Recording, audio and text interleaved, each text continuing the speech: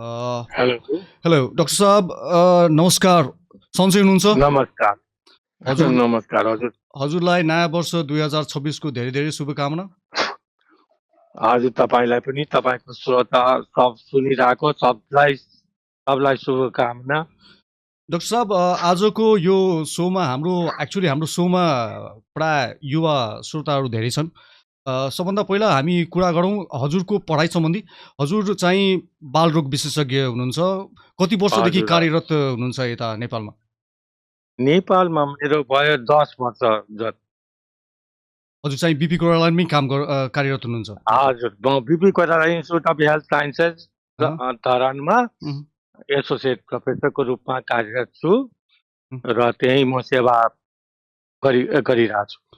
हजुर कहाँ त्यहाँ आउने समस्याहरू धरानतिर के कस्ता बालरोगमा समस्या आउने गर्दछ?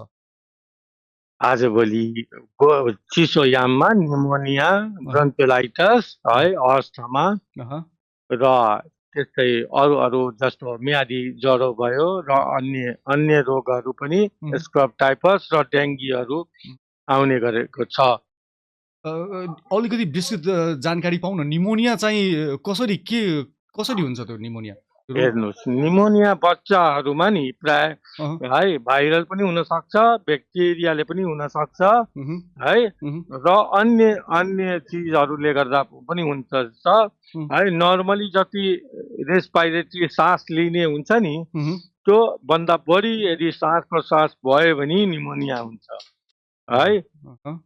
अनि निमोनिया हजुर। निमोनिया त्यसपछि निमोनिया बाहेक अरू चाहिँ बढी भाइरल हुने रोग? होइन, निमोनियामा श्रोतागणले के हेर्नु पर्यो भने नि अहँ, नम्बर वान कोखा हानेको छ अहँ, है, ज्वरो आएको छ अहँ, है, अनि तराईतिर के भन्छ भने पस्ली हानेको छ भने, अहँ, अनि अर्को अर्को श्वास प्रश्वासहरू जति नर्मल भन्दा बढी भयो भने नि अहँ, त्यसलाई निमोनिया भनिन्छ है। अहँ, त्यस्तो अवस्थामा र दुध खाएन, खाना खाएन, उहुँ, त्यस्तो अवस्थामा उहुँ। नजिकको अस्पतालमा या नजिकको डाक्टर बालरोग विशेषज्ञ या कुनै चिकित्सकसँग देखाउनु पर्ने जरुरी हुन्छ। हजुरको हामी प्रोफाइल चेक गर्दै थियौँ। हजुर चाहिँ न्यानोटोलोजिस्ट, यो भनेको के हो? न्यानोटोलोजिस्ट? नियानोटोलोजी हजुरले कुराकानी हुँदै थियो। अ, हजुर चाहिँ दिनौँ सयौँमा बिरामीहरू हेर्नुहुन्छ त्यहाँ। न्यानोटोलोजिस्टको पहिला कुरा गर्दै थियौँ। त्यो न्यानोटोलोजिस्ट भनेको न्या के हो? न्यानोटोलिस्ट न्युनेटोल भनेको उहुँ, हजुरको उहुँ, के हुन्छ भने नि 28 दिन तलको बच्चालाई उहुँ। न्युनेटल भन्छ ए, है। जन्मेको अनि 28 दिनसम्मको बच्चा। इन्फेन्ट भनेको 1 वर्षसम्मको बच्चालाई भनिन्छ हजुरले है। हामी अर्को प्रोफाइलमा हेर्दै थियौँ, हजुरले फेलोसिप गर्नुभएको छ पेडियाट्रिक्स इन्डोक्राइनोलोजी एन्ड डायबिटिक्स, निहन हजुर, युनिभर्सिटी टोकियो जापान। के कस्ता तपाईँ के कस्ता बच्चामा पनि डायबिटिक हुन्छ र? सुगर हुन्छ र? एकदम हुन्छ, हुँ, एकदम हुन्छ। बच्चामा प्राय अहँ, पेन्क्रियाजले सेक्रेसन गर्दैन, इन्सुलिन बनाउँदैन। इन्सुलिन नबनाएको अवस्थामा टाइप 1 डायबिटिज हुन्छ उहुँ, है। अनि त्यस्तो अवस्थामा हाम्रो बिपी कोइरालामा 109 जना बिरामी छ। उहुँ, त्यसमा पनि तपाईँको उहुँ। के अरे हामी लजिस्टिक भयो, इन्सुलिन भयो, ग्लुकोमिटर भयो, सब फ्री अफ कस्ट उपलब्ध गराउँछौँ। ए, यो चाहिँ कुन कसरी त्यो थाहा पाउने तरिका के हो? डायबिटिसको सिम्प्टम्स बच्चामा अब डायबिटिसको सिम्प्टम्स अर्को अर्को देशहरूमा के छ भने स्क्रिनिङहरू हुन्छ। अहँ, हामी हुन त म नेपालभरि मैले स्क्रिनिङ आफै एक्लै र विदेशी सहयोगहरूबाट म गरिरहेको हुन्छु अहँ, है। उहुँ। तर तपाईँले डायबिटिसको जस्तै ग्लुकोमिटरले पनि नाप्न सकिन्छ या ब्लड सुगर लेभल 100 भनौँ न 130 भन्दा माथि आयो भने हुँ, फास्टिङ हुँ। तपाईँले HbA1c गर्नु पर्यो र अर्को चिजहरू गर्नुपर्छ त्यो डायबिटिज हुने बच्चाको लक्षणहरू के कस्ता हुन्छन् है। डाक्टर साहब? पेसाब पटक पटक बढी गर्ने, अहँ, भुक लाग्ने, ओजन कम हुने है, अहँ, त्यस्तो लक्षण। अनि अर्को हाम्रो नेपालमा अनि हाम्रो जस्तो पाकिस्तान भयो, इन्डिया भयो, हामी त्यस्तो स्क्रिनिङहरू नहुँदाखेरि उहुँ, एब्डोमिनल पेन र मुख कम्प्लेनको साथ हामी प्राय आउँछ बच्चाहरू। उहुँ। है त्यस्तोमा पनि हामी ब्लड सुगर लेभल नाप्यो भने हुँ। त्यो सुगर लेभल बढी हुन्छ। हजुरले भर्खरै पाकिस्तान पनि मेन्सन गर्नुभयो। पाकिस्तानबाटै नि हजुर पढ्नु भएको हो है? हजुरको हामी हो प्रोफाइल चेक हजुर, गर्दा म एमबिबिएस म म एकदमै उत्कृष्ट medical college king Albert medical college जो 1860 मा बनेको हो। त्यसमै मैले एमबिबिएस गरेँ र एमडी पनि गरेँ, एमसिपिएस पनि गरेँ है। त्यो त्यहीँबाट मैले ट्रेनिङ पनि गरेँ है। त्यो भएर मैले पाकिस्तान मेन्सन गरेँ। ओके। अब तपाईँले त्यो डायबिटिजको लक्षणहरू पनि भन्नुभयो, बच्चामा हुने डायबिटिज लक्षणहरू। त्यो बाहेक हजुर चाहिँ फिजिसियन हुनुहुन्छ, बच्चाको फिजिसियन, सर्जरी एक्ज्याक्ट फिजिसियन। अनि फिजिसियन अनि कहिलेकाहीँ तपाईँहरू एउटा डक्टर, बच्चाको डक्टरमा पनि त एउटा त्यो सर्जरी डिपार्टमेन्ट होला है नि बच्चाको? त्यो तपाईँको टिम कसरी काम गर्नुहुन्छ? फेरि तपाईँहरूले डायग्नोसिस गर्नुहुन्छ कसैलाई, अनि त्यो टिमलाई कसरी तपाईँले काम गर्ने बेला कुन तरिकाले काम गर्नुहुन्छ?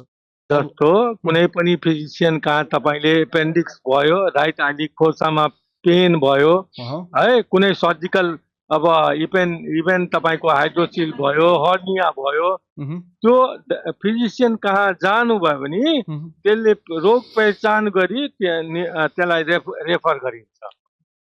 डाक्टर साहब धेरै खुसी लाग्यो, तपाईँले धेरै जानकारीमूलक कुराहरू भन्नुभयो होइन। बच्चामा पनि डायबिटिज हुन्छ त्यो भनेको मलाई हुन त मलाई थाहा थियो होइन, तर यति विस्तृत रूपमा मलाई यति जानकारी थिएन होइन। धेरै खुसी लाग्यो। अर्को सुनिरहेको श्रोताहरू प्राय मलाई लाग्छ यो मध्य प्रदेश 2 नम्बरको श्रोताहरू हुनुहुन्छ तपाईँहरूसँग जुड्नु भएको। म के अनुरोध गर्छु भने नि हामीसँग पनि धेरै पेसेन्टहरू जुडिएका छन्। यदि कोही गरिब, कोही इन्सुलिन बेगर रहिरहेछ, कोही ग्लुकोमिटर बिना रहिरहेछ है, त हामी कहाँ पठाइदिनु होला? B P Koirala institute of health साइन्समा। र बुधबारको 2 बजेदेखि हाम्रो क्लिनिक हुन्छ। मेरो नाम लिएर पठाइदिनु होला। म निःशुल्क सब चिज उपलब्ध गराउने कोसिस गर्नेछु। हाम्रो क्लिनिकमा अलरेडी 109 जना बिरामीहरू दर्ता छन्। उनीहरूको इन्सुलिनदेखि सब चिज निःशुल्क उपलब्ध गराउँदै आइरहेछु र मैले 10 सालदेखि। डाक्टर साहब अन्ततिर एकचोटि फेरि भनिदिनु पर्यो, त्यो बच्चाहरूमा रोगहरू अलिकति रोगहरूबाट बस्न के कस्ता रोकथामहरू उपायहरू अपनाउनु पर्ने हुन्छ अभिभावकलाई? अब बच्चाहरूलाई अहिले रोग अपनाउनको लागि, बस्नको लागि मौसम हिसाबको सब चिज गर्नुपर्छ। र अहिले न्यानो लुगा लाउनु है, अलि चिसोबाट बस्नु पर्यो, किनभने निमोनिया हुनु र दुनियाँमा अहिले सबभन्दा मृत्यु दर भनेको निमोनियाबाट नै हुने हो। र एभ्री 31-32 सेकेन्डमा दुनियाँमा एउटा बच्चा मृत्यु हुन्छ निमोनियाबाट। त्यसैले निमोनियाबाट बस्नुको लागि चिसोबाट बस्नु हो। That's wonderful. धन्यवाद डाक्टर सिंह, तपाईँले आफ्नो अमूल्य समय दिनुभयो हाम्रो प्रोग्रामको लागि। धेरै धेरै धन्यवाद। तपाईँको साँझ राम्ररी बितोस्, हाम्रो शुभकामना। Have a wonderful evening. धन्यवाद। अनि तपाईँले मलाई फोन गरी मलाईसँग केही सल्लाह लिनुभयो, त्यसको लागि तपाईँ र तपाईँका टिम र साथै सम्पूर्ण सुनिरहेका श्रोताहरूलाई धन्यवाद गर्दै म बिदा चाहन्छु। शुभरात्रि। Thank you. Thank you doctor.